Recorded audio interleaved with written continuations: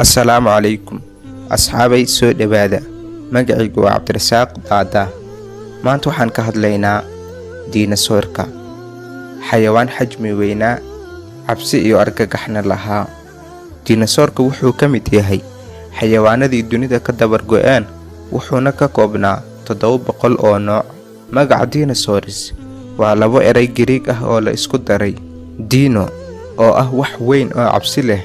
iyo saurus oo ah xamaarato dinosaurka sababtu ku dabar go'ay waa arin qarsoodi ah welina aan si dhab ah loo ogaanin siday ku dabar go'een qiyaastii 65 milyan oo sano ka hor dinosauradu waxay ku noolaayeen dhulka aynu maanta ku noolnahay waxay dhulka ka soo ifbaxeen 230 milyan oo sano ka hor waxayna noolaayeen oo dhulka ka talinayeen 165 milyan oo sano laakiin markii dambe ayay si degdeg ah ku dabar go'een saynisyahano badan ayaa aaminsan in dinosauradu ay baabi'iyeen dhagaxyo waaweyn oo hawada sare uga yimid weliba mid ka mid ah uu ku dhacay waddanka Mexico kuwaasoo dhulka burburiyeen badahana ay sumeeyeen dinosaurkuna sidaas ay ku dabar go'een intii bariga joogtay dhagaxyadaas ayaa dhulka la jaray intii badaha ku jirtayna suntiisa ayaa dishay halka kuwa kale ay sheegaan inay jireen xayawaano kale kuwaasoo cuni jiray ukunta dinosaurka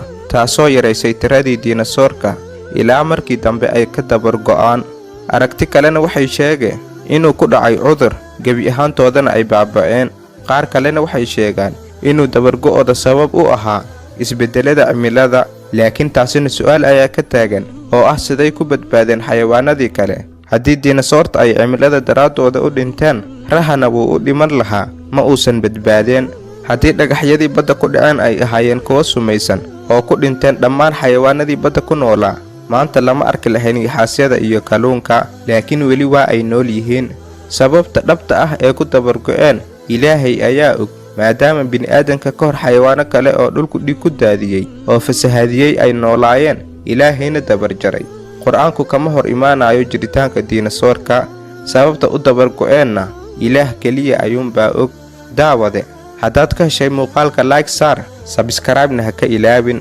wassalaamu calaykum